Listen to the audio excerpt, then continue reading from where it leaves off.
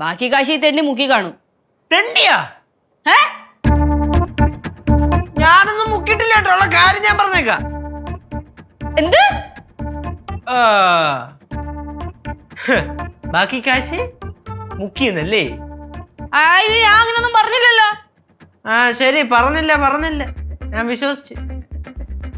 നീ എന്തിനായിട്ട് നുണ പറയണേ? ഞാനതിന് മനസ്സിൽ പോലും ചിന്തിച്ചിട്ടില്ല. ഓ, മനസ്സിൽ പോലും ചിന്തിച്ചിട്ടല്ലേ? എനിക്ക് കണക്ക് വേണം.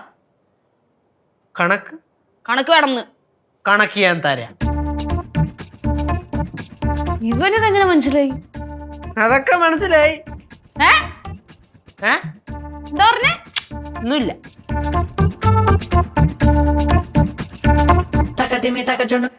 ഈ മരവാഴ മനസ്സ് വായിക്കാൻ പഠിച്ച മിസ് ലച്ചു, ഇങ്ങ് വാ. എന്ത്? മരവാഴ ഏല അങ്ങനെ വിളിച്ചു. മനസ്സ് വായിക്കാൻ പഠിച്ചു.